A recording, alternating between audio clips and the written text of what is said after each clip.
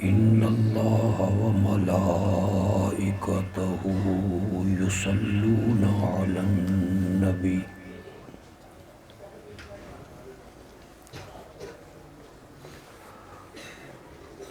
يا أيها الذين آمنوا صلوا عليه وسلموا تسليما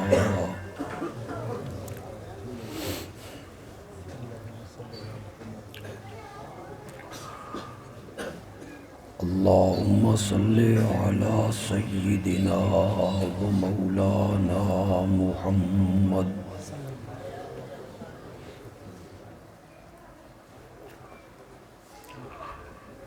وعلى آل سيدنا ومولانا محمد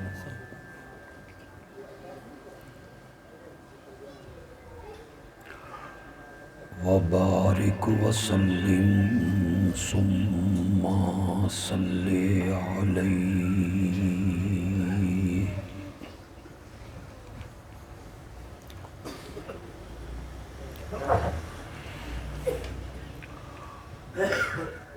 آج کا یہ پروگرام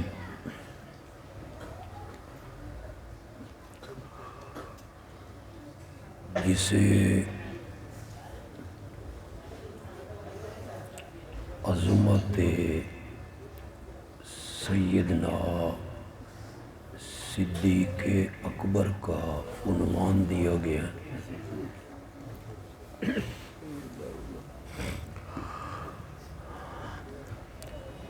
یہ دراصل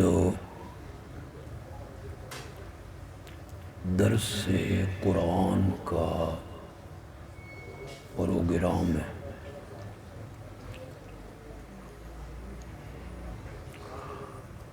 ہر اتوار کو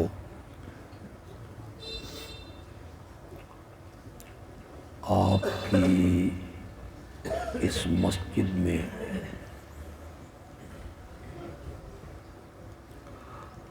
شہر کا کوئی نہ کوئی عالم آ کر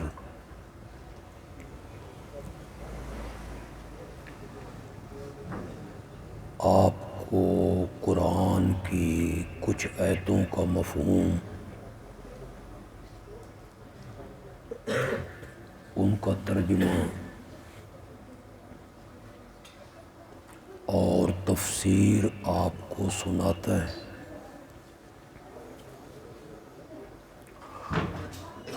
جو خوش نصیب احباب اس درس میں شامل ہوتے ہیں،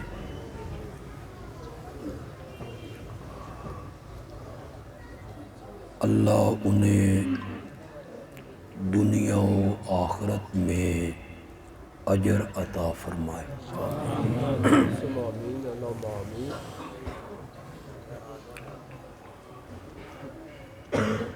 چونکہ درس کا پروگرام ہے،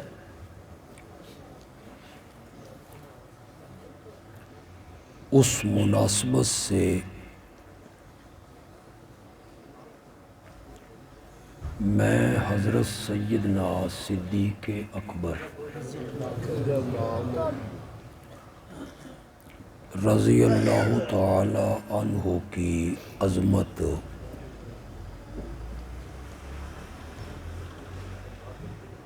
قرآن کی ایک آیت کا سہارا لے کر بیان کرنا چاہتا ہوں۔ سبحان اللہ، ماشاء اللہ۔ 28ویں پارے کی پہلی سورت ہے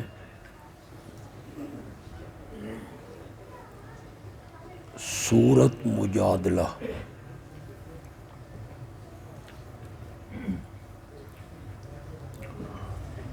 اس سورت کی آیت نمبر 11 میں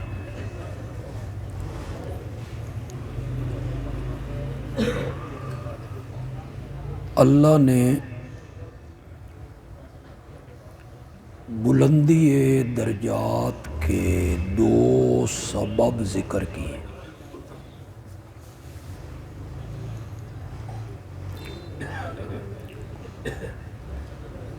لوگ سمجھتے ہیں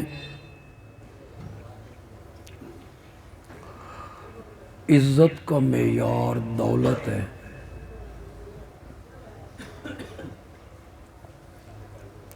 عزت کا معیار کوئی ڈگری ہے۔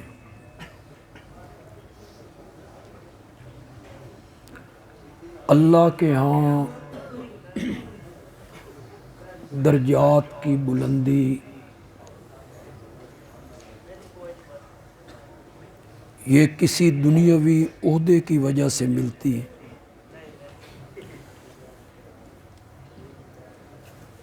نہیں۔ سورۃ مجادلہ کی آیت نمبر 11 میں اللہ نے بلندی درجات کے 2 سبب ذکر کیے۔ سبحان اللہ۔ یرفع اللہ الذین آمنوا منکم والذین اوتوا العلم درجات۔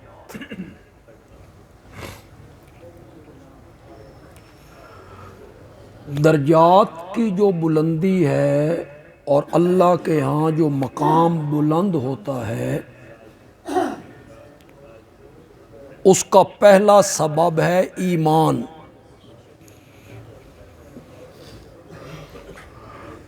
ایمان کی وجہ سے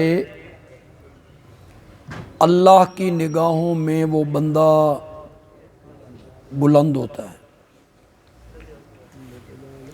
بے شک۔ والذین اوتوا العلم، اور بلندی درجات کا دوسرا سبب ہے علم۔ کتنے سبب ہوئے؟ 2۔ پہلا سبب ہے ایمان، اور بلندی درجات کا دوسرا سبب ہے علم۔ یہ جو دونوں سبب ہیں، ایمان اور علم، اس کے معیار پر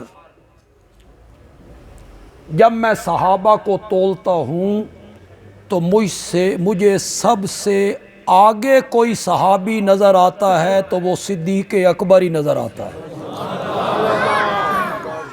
رضی اللہ تعالی عنہ۔ پھر سمجھیے گا، قرآن نے کہا کہ درجے بلند ہوتے ہیں ایمان والوں کے، درجے بلند ہوتے ہیں اہل علم کے۔ یہ 2 سبب ہیں بلندی درجات کے۔ ان 2 سببوں کو سامنے رکھا جائے اور اس پہ صحابہ کو پرکھا جائے تو صدیق اکبر سب سے آگے نظر آتا ہے، رضی اللہ تعالی عنہ۔ ایمان لانے میں اس طرح کہ سب سے پہلا مومن ہے، بے شک۔ سب سے پہلے انہی نے ایمان قبول کیا۔ بے شک۔ مجھے یہ علم ہے، یہ بات میرے سامنے ہے کہ اس میں علماء کا قدر اختلاف ہے۔ کچھ علماء کا خیال ہے کہ پہلا مومن حضرت سیدنا علی ابن ابی طالب ہیں، رضی اللہ تعالی عنہ۔ کچھ کا خیال ہے کہ پہلے ایمان لانے والی خاتون ہیں سیدہ خدیجہ، رضی اللہ تعالی عنہ۔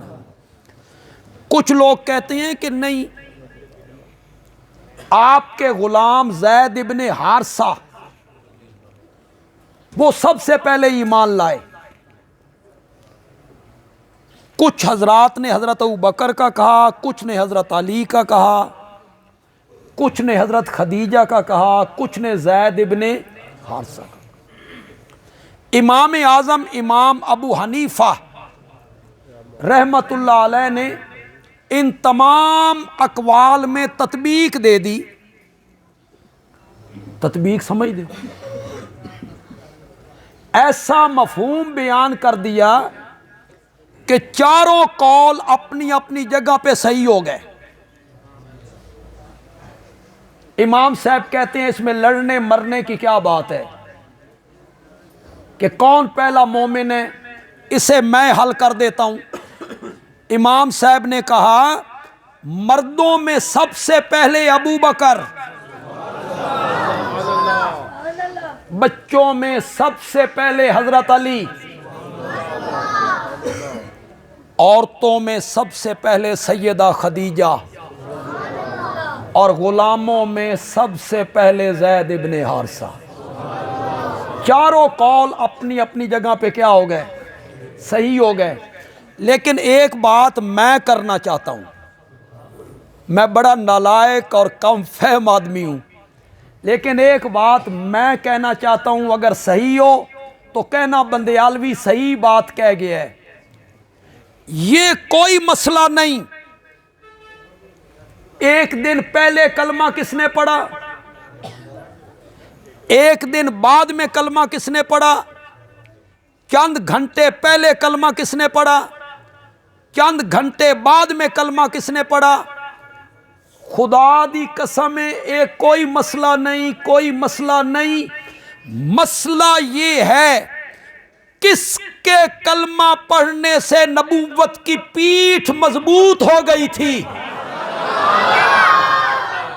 مسئلہ یہ ہے 6 سال کے بچے کے کلمہ پڑھنے سے. پڑھا ہے انہوں نے کلمہ، ابتدا ہی میں کلمہ پڑھا ہے، ہو سکتا ہو سب سے پہلے پڑھا ہو، لیکن عمر کتنی ہے؟ 6 سال.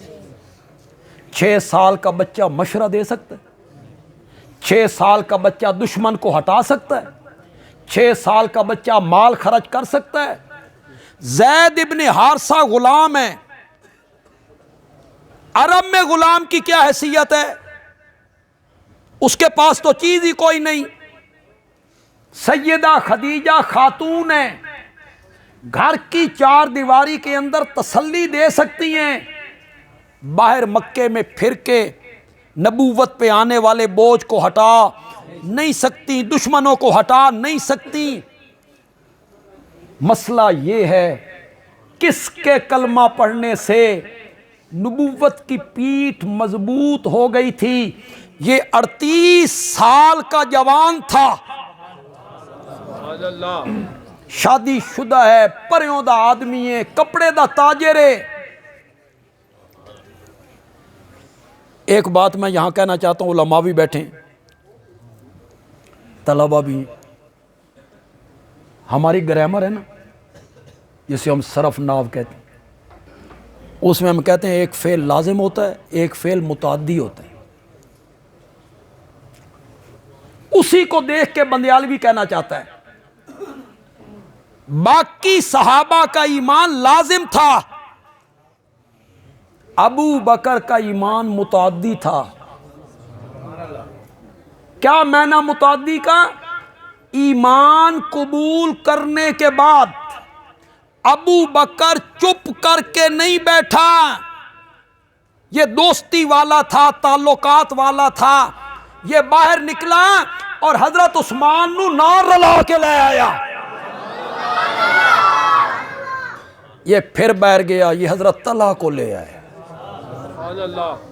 اس نے پھر تبلیغ کی، یہ حضرت زبیر کو لے آئے.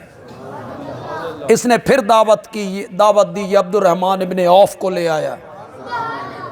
10 صحابہ جن کو میرے نبی نے نام لے کر جنت کی بشارت دی، وہ بڑے خوش نصیب لوگ ہیں، خوش نصیب لوگ ہیں وہ 10 صحابہ.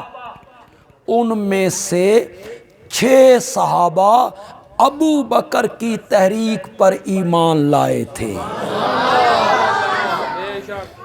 کس کے کلمہ پڑھنے سے؟ کر لو گل.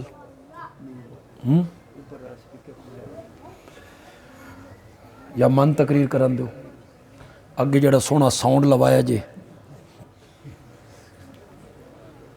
یہ ساؤنڈ بند کر دیں تو میں اچھی تقریر کر لوں. آپ کو سمجھ آ رہی ہے میری بات؟ اس کا آواز ایسا کر دیں یا ایسا کر دیں. ایتھے میک دے اتے چاہ کے تو رکھ چھڑے ایسے نو بگل نو. سمجھ آ رہی میری بات آپ؟ حالے حوصلہ کرو، ایک گل حالے میں اور بھی کرنی.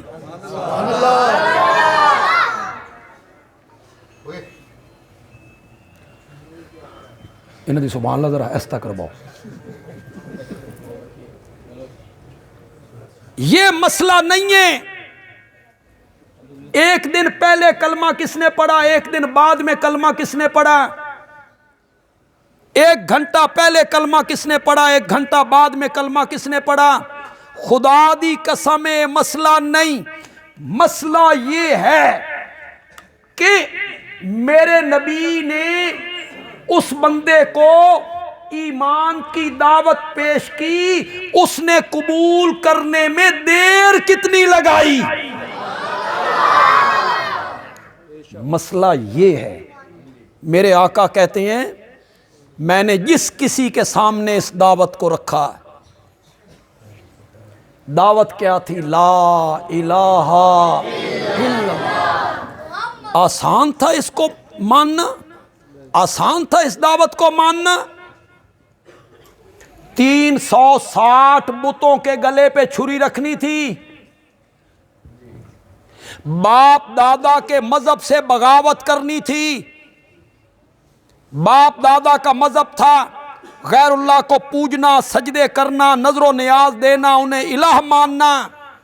اور میرے نبی کی دعوت صرف 4 لفظوں میں تھی، لا الہ، اللہ کے سوا کوئی الہ نہیں، اللہ کے سوا کوئی معبود ہو نہیں، اللہ کے سوا کوئی عبادت کے لائق نہیں. بندیالوی جو عبادت کا اور الہ کا مفہوم بیان کر رہا ہے نا، یہ بڑی ذمہ داری سے بیان کر رہا ہے. اللہ کے سوا عبادت کے لائق، بولو بولو، اللہ کے سوا عبادت کے لائق کوئی نہیں، اللہ کے سوا سجدے کے لائق کوئی نہیں، اللہ کے سوا نظر و نیاز کے لائق اللہ کے سوا کوئی نہیں. جس کو غائبانہ حاجات میں پکارا جائے، کوئی نہیں ہے اللہ کے سوا. غائبانہ حاجات میں پکارے جانے کے لائق ہے تو وہ صرف میرا رب ہے. لا الہ. یہ جو میں نے الہ کا معنی کیا نا، میں کوئی غیر ذمہ دار خطیب نہیں ہوں، ہوائی باتیں کرنے والا نہیں ہوں. میرے پاس قرآن کی 20 آیتیں ہیں جو الہ کا یہ معنی کرتی ہیں، عبادت کا یہ معنی کرتی ہیں جو میں کر رہا ہوں. اللہ کے سوا سجدے کے لائق کوئی نہیں، اللہ کے سوا نظر و نیاز کے لائق کوئی نہیں، اللہ کے سوا پکارے غائبانہ سننے والا کوئی نہیں، اللہ کے سوا عالم الغیب کوئی نہیں، میرے حالات کو جاننے والا کوئی نہیں، میرے نفع نقصان کا مالک کوئی نہیں، اللہ کے سوا مختار کل کوئی نہیں، اللہ کے سوا کوئی مالک نہیں. ملک اور ملک اور قدرت صرف میرے رب کے پاس ہے. قرآن نے کہا لہ الملک، لہ الملک. شاہ عبد القادر محدث دہلوی نے معنی کیا راج اسی کا ہے.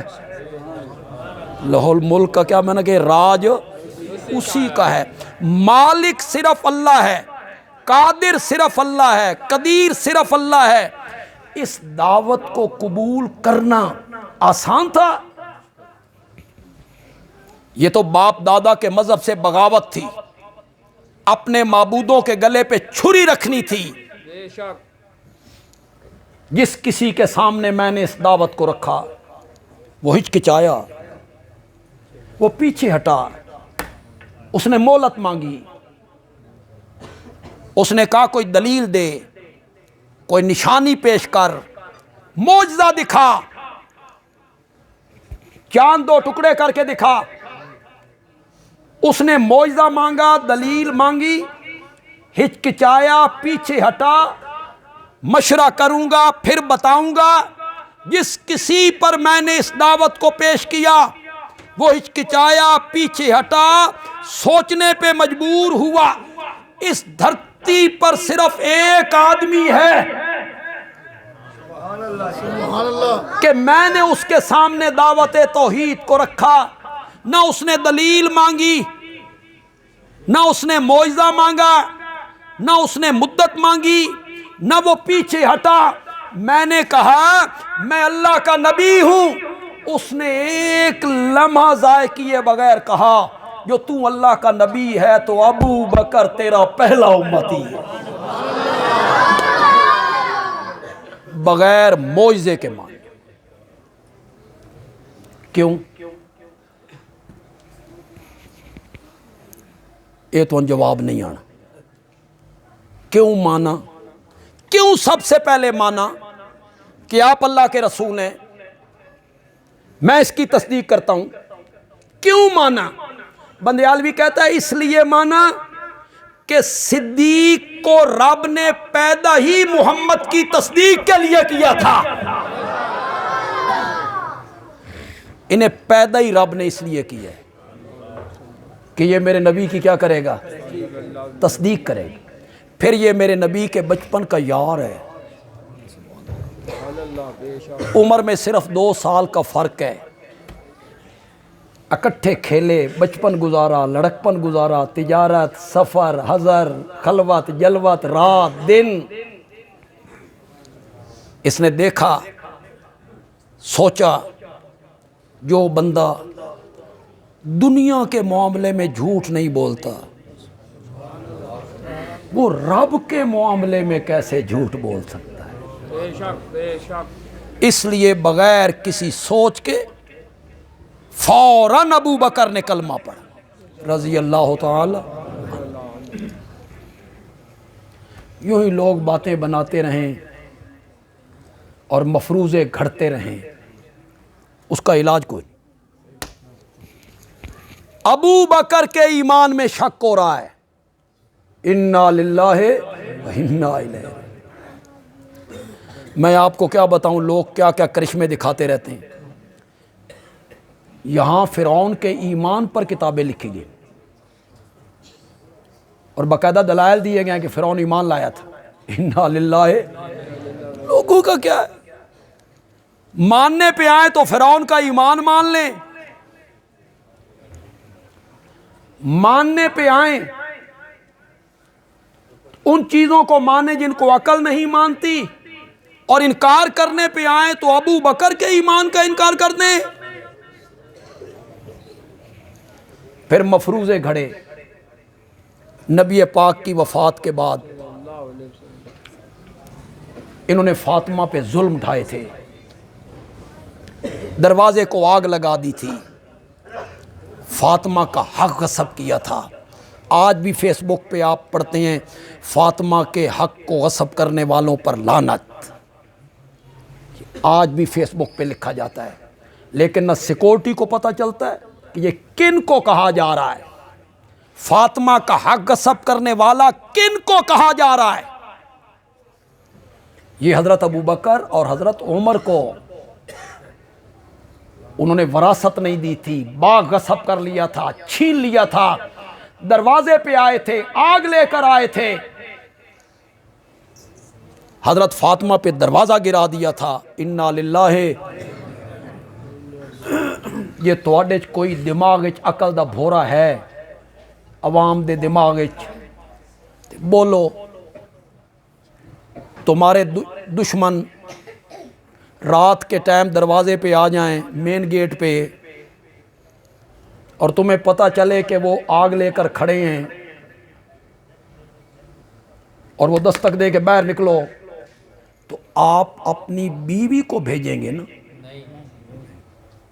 فیصلہ تو کرو ذرا، جڑے غیرت مند بیٹھے ہو فیصلہ کرو۔ بیوی کو بھیجو گے کہ تو دروازے تے جا؟ تمہیں شرم نہیں آئی؟ تم نے حضرت علی کے پلے کیا چھوڑا؟ حضرت علی خود بیٹھے رہے اور دروازے پہ کس کو بھیج دیا؟ اس کو تو انسانی عقل بھی تسلیم نہیں کرتی۔ حضرت علی تو غیرت مند ہے، حضرت علی تو بہادر ہے، حضرت علی تو شجاع ہے، حضرت علی تو دلیر ہے، حضرت علی تو باحیا ہے، حضرت علی تو غیرت مند ہے۔ بے شک بے شک یہ سب افسانے گھڑے گئے، خدا گواہ یہ سارے افسانے گھڑے گئے۔ کسی کتاب میں اگر لکھا ہوا ہے، کسی روایت میں آیا ہے، سب افسانے۔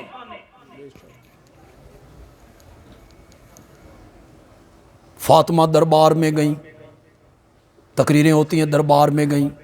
میں پڑھے لکھے طبقے سے پوچھنا چاہتا ہوں، ابو بکر کا دربار کہاں تھا؟ یہ کوئی مغل بادشاہ ہے، دربار لگا ہوا تھا؟ کہاں تھا دربار حضرت ابو بکر کا؟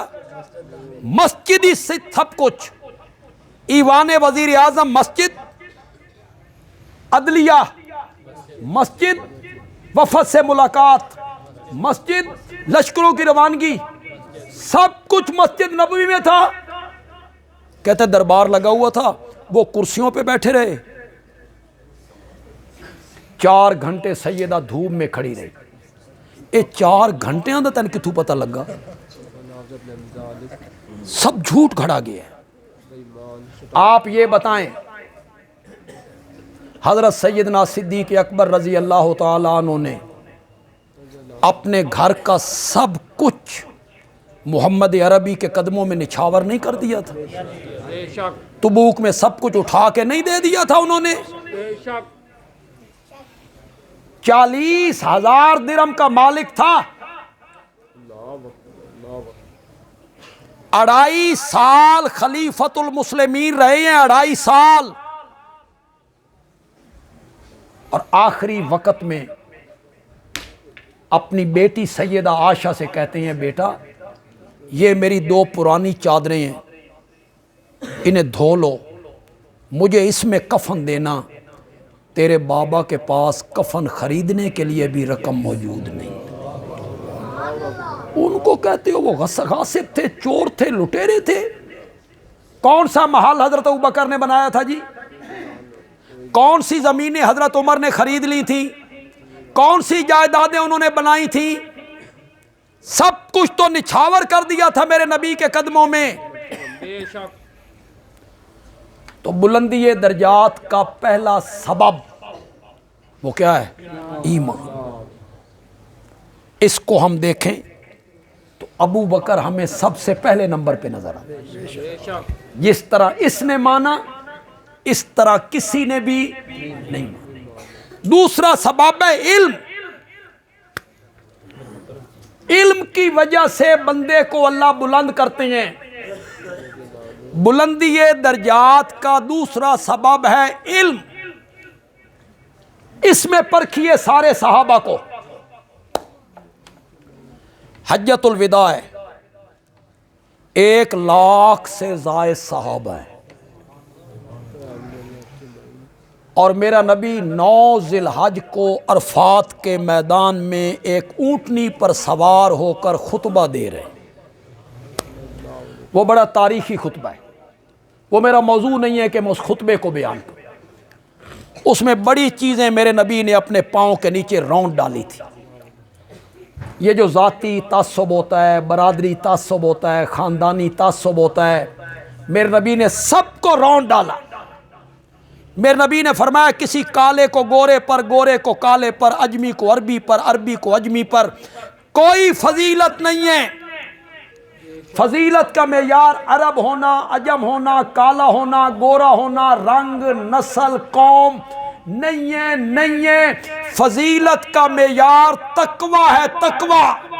بے شک بے شک جس کے دل میں تقوی ہوگا وہ سب سے زیادہ معزز ہوگا۔ ان اکرمکم عند اللہ اتقاکم، اللہ کے نزدیک سب سے معزز بندہ وہ ہے جو تم میں سے متقی بندہ ہے۔ بے شک یہ برادریاں پہچان کے لیے، یہ اس لیے نہیں ہے کہ میری فلاں برادری ہے اور میں بڑا آدمی ہوں، اور تیری فلاں برادری ہے تیری چھوٹی برادری ہے۔ ہمارے دیہاتوں میں کہتے ہیں کمی کمین، اس کا کوئی تصور اسلام میں نہیں ہے۔ میں صرف اشارہ کروں گا، میرے پاس وقت نہیں کہ میں اس طرف چلا جاؤں۔ میرے نبی کا چچا ہے، ہاشمی ہیں، قریشی ہے، عبد المطلب کا بیٹا ہے، میرے نبی کا پڑوسی ہے، اس کے دل میں ایمان نہیں آیا۔ قرآن نے کہا تبت یدا ابی لہب و تب ما اغنی عنہ مالہ وما کسب، تیرے دونوں ہاتھ ٹوٹ کے جہنم میں جائیں، جن ہاتھوں سے تو میرے نبی کو زخمی کرتا ہے اس کا مال، اس کی کمائی، اس کے اعمال اس کے کام نہیں آئے۔ ہاشمی ہے، قریشی ہے، عبد المطلب کا بیٹا ہے، میرے نبی کا سکا چچا ہے۔ ادھر رنگ کا کالا ہے، سبحان اللہ، قوم کا پتہ ہی کوئی نہیں، کہاں سے آیا ہے، برادری کوئی نہیں، خاندان کوئی نہیں، حسن کوئی نہیں، پیسہ کوئی نہیں، دولت کوئی نہیں، دل میں ایمان اور تقوی آیا، چلتا زمین پر ہے اور اس کے قدموں کی آہٹ جنت میں سنائی دی۔ اسلام نے تو ان چیزوں کو پاؤں کے نیچے رون ڈالا ہے۔ بے شک، یہ ہمارے اندر کہاں سے آ گئی ہیں؟ صوبائی تعصب، لسانی تعصب، برادری کا تعصب۔ نہ، شریعت اس کی اجازت نہیں دیتی۔ شریعت کے ہاں معزز وہ ہے جس کے دل میں رب کا ڈر ہے۔ میرے نبی نے حجۃ الوداع میں خطبہ دی، اس میں احکام بیان کیے۔ ترکت فیکم امرین وفی روایت ثقلین، میں تم میں دو بھاری چیزیں چھوڑ کے جا رہا ہوں، مضبوطی سے پکڑے رکھو گے تو کبھی گمراہ نہیں ہوو گے۔ کتاب اللہ و سنتی، ایک اللہ کی کتاب چھوڑ کے جا رہا ہوں، ایک اپنی سنت چھوڑ کے جا رہا ہوں۔ میری امت کے لوگوں، میں تمہیں ایک ایسے روشن رستے پہ چھوڑ کے جا رہا ہوں جس کی راتیں بھی دن کی طرح روشن ہیں۔ میں نے تمہاری رہبری کی ہے، رہنمائی کی ہے، پیدائش کے معاملے میں، مرنے کے معاملے میں، شادی کے معاملے میں، غمی کے معاملے میں، تجارت کے معاملے میں، جنگ کے معاملے میں، صلح کے معاملے میں، حکومت کے معاملے میں، فتح کے معاملے میں، حتیٰ کہ میں نے تمہیں پیشاب کرنے کے طریقے بتائے، تھوکنے کے طریقے بتائے، حجامت کروانے کے طریقے بتائے۔ میں تمہیں ایسے روشن رستے پہ چھوڑ کے جا رہا ہوں جس کی راتیں بھی دن کی طرح۔ میرے نبی یہ خطبہ دے رہی ہیں اور اوپر سے آیت نازل ہوئی، میرے نبی نے وہ آیت پڑھ کے سنائی، الیوم اکملت لکم دینکم، آج ہم نے بھی تمہارے لیے تمہارے دین کو مکمل کر دیا۔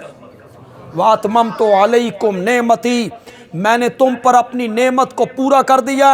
ورضیت لکم الاسلام دینا، اور بطور دین میں نے تمہارے لیے اسلام کو پسند کیا ہے۔ الیوم اکملت لکم دینکم، یہ ایت اتری، 1,00,000 سے زائد صحابہ ہیں، سب خاموشی سے سن رہے ہیں۔ حضرت ابو بکر رونے لگ گئے، رونے کی آوازیں بلند ہوئیں، صحابہ نے تعجب کیا، دین مکمل ہو گیا، دین کامل ہو گیا۔ میرے نبی کہہ رہے ہیں دو چیزیں چھوڑ کے جا رہا ہوں، کبھی گمراہ نہیں ہوو گے، مجھ سے احکام سیکھ لو، دین کامل ہو گیا ہے۔ یہ تو خوشی کی جگہ ہے، رونے کا مقام ہے۔ صحابہ نے پوچھا ابو بکر اس میں رونے والی کون سی بات ہے؟ حضرت ابو بکر نے فرمایا جب دین مکمل ہو جاتا ہے تو پھر اللہ نبی کو دنیا میں نہیں رہنے دیتا، نبی پاک کا کام مکمل ہو گیا ہے۔ اب معلوم ہوتا ہے کہ نبی پاک اور ہمارے اندر جدائی پڑنے والی ہے۔ کیوں جناب؟ کسی صحابی کی نظر وہاں نہیں پہنچی جہاں نظر کس کی پہنچ گئی تھی؟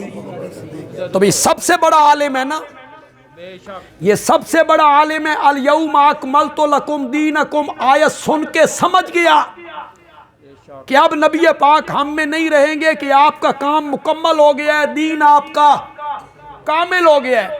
پھر نبی پاک نے انتقال سے 4 دن پہلے، وفات سے کتنے دن پہلے؟ وفات کب ہوئی؟ سوموار۔ یہ خطبہ میرے آقا نے کب دیا؟ جمعرات، ظہر کی نماز کے بعد، اور یہ زندگی کا آخری خطبہ ہے۔ اس کے بعد میرے نبی نے صحابہ سے خطاب نہیں کیے۔ اس کے بعد 2 نمازیں پڑھانے کے لیے آئے ضرور مسجد میں، لیکن جو خطبہ دیا یہ آپ کی زندگی کا آخری خطبہ ہے۔ جمعرات کے دن ظہر کی نماز کے بعد، جب آپ نے سر پہ پٹی باندھ رکھی تھی اور اوپر آپ نے چادر اوڑھ رکھی تھی، تیز بخار تھا آپ کو، صحابی کہتے ہیں اوپر سے ہم نے ہاتھ لگایا تو تپش محسوس ہوئی، اور تعجب میں نے پوچھا یا رسول اللہ اتنا تیز بخار؟ آپ نے فرمایا جتنا تم 2 آدمیوں کو بخار ہوتا ہے نا، اتنا ہی نبی کو بخار ہوتا ہے۔ تو میں نے جب تعجب کیا 2 آدمیوں کے برابر، تو آپ نے فرمایا تعجب کیوں کر رہے ہو، اللہ اجر بھی تے انہیں ہی دیندا ہے نا، جتنی آزمائش اللہ ڈالتا ہے اجر بھی اللہ اتنا ہی دیتا ہے۔ یہ زور کے بعد میرے نبی نے خطبہ ارشاد فرمایا، حدیث کی تمام کتابوں نے نقل کیا، آپ نے فرمایا ان اللہ خیر عبدا، اللہ نے ایک بندے کو اختیار دیا، یہ نہیں کہا مجھے اختیار دیا، کیا فرمایا؟ خیر عبدا، اللہ نے ایک بندے کو اختیار دیا، اس دنیا میں رہنا چاہتا ہے تو زندگی کی ڈور بڑھا دیتے ہیں، یا پھر ہمارے پاس آ جائیے، اللہ نے اختیار دیا، دنیا میں رہنا چاہتے ہو یا ہمارے پاس آنا چاہتے ہو؟ میرے نبی نے فرمایا فاختار الآخرہ، اس بندے نے دنیا کی زندگی کو پسند نہیں کیا، آخرت کو پسند کر لیا۔ سبحان اللہ، بے شک۔ عبدن عبدن، ایک بندے کو، یہ نہیں کہا مجھے، اللہ نے مجھے اختیار دیا۔ یہ ذہن میں رکھیں، انبیاء ہوتے بشر ہیں، لیکن اللہ انبیاء کو کچھ خصوصیات ایسی دیتے ہیں جن خصوصیات کی وجہ سے وہ باقی بشروں سے الگ ہو جاتے ہیں، بے شک۔ منفرد ہو جاتے ہیں۔ کچھ انبیاء کی خصوصیات ہوتی ہیں، عام مومن کو وہ حاصل نہیں، وہی آ رہی ہے، خصوصیت ہے۔ جبریل آ کے کہتا ہے یا رسول اللہ رب سلام کہتا ہے، کیا منظر ہوتا ہوگا، رب کے سلام آ رہے ہیں، خصوصیت۔ عام امتی 4 شادیاں کر سکتا ہے، اور میرے نبی نے خود 11 شادیاں کی، خصوصیت ہے، اجازت دے دی گئی، آپ کر سکتے ہیں۔ عام مومن اگر 1 سے زیادہ شادی کرے، عدل کرنا شرط ہے، باریاں مقرر کرو، ایک دن رات ایک بیوی کے پاس، ایک دن رات ایک بیوی کے پاس، ایک ہفتہ ایک بیوی کے پاس، ایک ہفتہ ایک بیوی کے پاس، کپڑے لے کے دینے ہیں تو ایک جیسے لے کے دینے ہیں، کھانا دینا ہے تو ایک جیسے دینا ہے، باریاں بھی مقرر کرنی۔ نبی پاک کی 11 بیویاں ہیں، اللہ نے باریاں ختم کر دی۔ چلو جی، نبی کی خصوصیت، نبی پاک پر باریاں فرض نہیں، جس کے پاس رہنا چاہیں آپ رہیں، آپ کو اجازت ہے، اس کو قرآن نے بیان کی۔ اس کے باوجود میرے نبی نے باریاں مقرر کی، اجازت کے باوجود، پھر بھی میرے نبی نے عدل کیا۔ جنگ پر اگر کسی بیوی کو ساتھ لے جانا چاہتے تو قرآن اندازی کرتے، جس بیوی کا نام نکلتا اسے لے جاتے۔ امت کو کہا تم 4 کر سکتے ہو، خوش بھی زیادہ نہ ہو وہ، قید بھی بڑی لائیے، عدل۔ اگر 2 بیویوں کے درمیان انصاف نہیں نہ کیا تو قیامت کے دن اس طرح اٹھے گا جس طرح فالج والا بندہ ہوتا ہے۔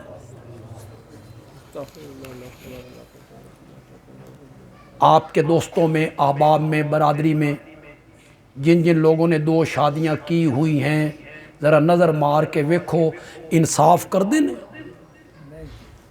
کرتے ہیں انصاف؟ یا پہلی بیوی کو کل محلہ کا نہ اسے طلاق دیتے ہیں کہ کہیں اور شادی کر لے، نہ اس کے حقوق پہ پورے کرتے ہیں۔ شریعت نے 1 سے زیادہ شادیوں کی اجازت دی، لیکن شرط لگائی، کیا کرو گے؟ انصاف کرو۔ مولانا اشرف علی تھانوی رحمۃ اللہ علیہ نے دوسری شادی کی، بہت بزرگ تھے، بڑے خانقاہ چلا رہے تھے، خانقاہ امدادیہ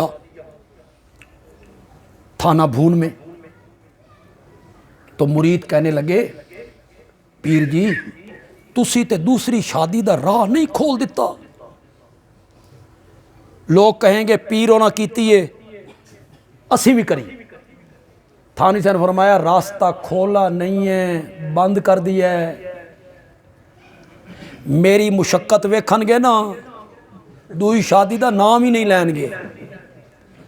اب تھانوی صاحب نے ڈیوڑی میں ترازو لٹکا رکھا ہے، ایک بیوی ادھر رہتی ہے، ایک بیوی ادھر رہتی ہے، ترازو لٹکا ہوا ہے، چیزیں تل کے اندر جا رہی ہیں، آدھی ادھر آدھی ادھر۔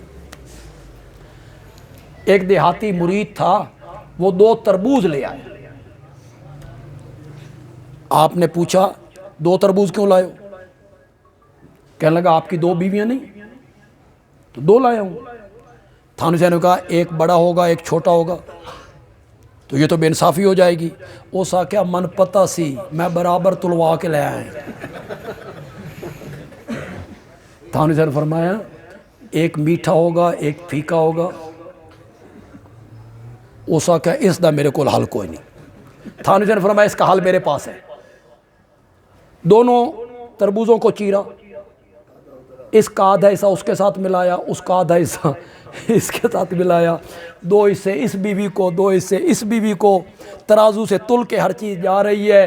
وہ دیہاتی بندہ، جٹ بندہ کہنے لگا پیر جی تو تے مصیبت وچ نہیں آ گیا۔ 2 شادیوں کی اجازت ضرور دی، لیکن اگلا جہان بڑا سخت جہان ہے، یہ گزر جائے گا، لیکن اگلے جہان میں پکڑ ہوگی اگر انصاف نہ کی۔ اگر آپ کہیں تو میں قاری صاحب کا واقعہ بھی سنا دوں، وہ بڑا دلچسپ ہے، بڑا پرانا واقعہ، ابھی میری شادی بھی نہیں ہوئی تھی۔ تو قاری صاحب کی 2 شادیاں تھیں، وہ کبھی کبھی بیویوں سے تنگ ہوتے تو رات میرے پاس آ کے گزارتے۔ ایک دن مجھے کہنے لگے بندیالوی صاحب آج تے غضب ہو گئی۔ میں نے کہا کیا ہوا؟ کہنے لگا وہ میری جو چھوٹی بیوی ہے نا، اس نال قدرتی من پیار ہے، اور ہوتا بھی ایسے ہے، جو دوسری شادی ہوتی ہے اس کے ساتھ زیادہ پیار ہوتا ہے، اس کے ساتھ مجھے محبت ہے۔ تو کل اس کی باری تھی ہانڈی پکانے کی، سبزی میں آ گئے مٹر، تو مٹر نکالنے لگی میری بیوی، میں بھی پیڑی ریڑھ کے بورچی خانے میں بھی بہ گیا، نال میں مٹر کٹھان لگ گیا۔ جو میری بڑی بیوی تھی وہ سارا منظر دیکھ رہی تھی، آج واری سی وڈی بیوی دی، اس 10 کلو مٹر منگوا لے۔ اس آکے آ بھائی کاری، کل بڑے مٹر کڈے نہیں، ایتھے میرے نال بے تے مٹر کڈے تھے، میں تے سارا دن مٹر کڈ کے ہی مر گئے۔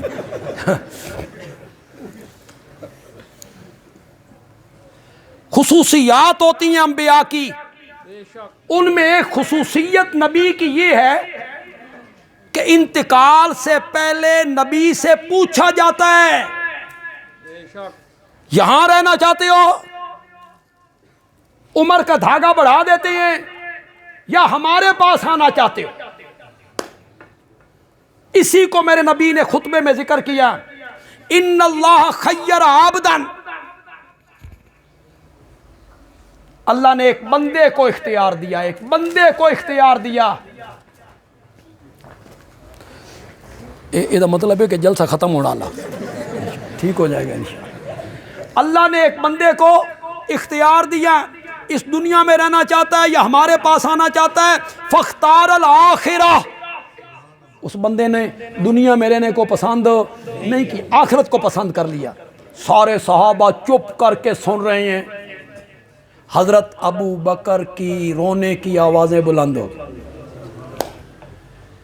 رونے لگ گئے. صحابہ کہتے ہیں، بالکل بخاری کے لفظ پڑھ رہا ہوں، صحابہ کہتے ہیں ہمیں تعجب ہوا، تعجب. اس میں رونے والی کون سی بات ہے؟ اس میں ایک بندے کا ذکر ہو رہا ہے، دنیا میں رہنا چاہتا ہے یا آخرت کو پسند کرتا ہے. اس بندے نے آخرت کو پسند کر لیا، اس میں رونے والی کون سی بات ہے؟ حضرت سیدنا صدیق اکبر نے فرمایا تمہیں کون بتائے، عبس سے مراد خود نبی پاک ہے. اور یہ نبی پاک اپنی بات کر رہے ہیں، اپنی بات کر رہے ہیں. حضرت ابو سعید خدری رضی اللہ تعالی عنہ کے الفاظ ہیں، وہ فرماتے ہیں جب حضرت ابو بکر نے یہ بات کی کہ عبس سے مراد خود نبی پاک ہیں اور اب نبی پاک ہمارے اندر رہنا نہیں چاہتے، اس لیے میں رو رہا ہوں، تو حضرت ابو سعید کہتے ہیں کانا ابو بکر اعلمنا. علماء ہی چپ کر گئے تھے، تس تو انتے اعلمنا دی کی سمجھ آنی، علماء کیوں نہیں بولے؟ کانا ابو بکر اعلمنا، ابو بکر ہم سب میں بڑھ کر عالم تھے. ابو بکر ہم سب میں بڑھ کر کیا تھے؟ عالم تھے. جہاں ہماری نظر نہیں پہنچی وہاں حضرت ابو بکر کی نظر پہنچی. تو یہی بات میں قرآن کی سورت مجادلہ کی آیت نمبر 11 سے ثابت کرنا چاہتا تھا. بلندی درجات کے دو سبب ہیں، پہلا سبب ہے ایمان، دوسرا سبب ہے علم. ان دونوں سببوں کو میں دیکھتا ہوں اور صحابہ کو اس پر تولتا ہوں تو مجھے ابو بکر سب سے آگے نظر آتا ہے. تو معلوم ہوا ابو بکر سارے صحابہ سے افضل ہے، ابو بکر ساری امت سے افضل. اللہ تعالیٰ عمل کی توفیق عطا فرمائے. الحمدللہ رب العالمین.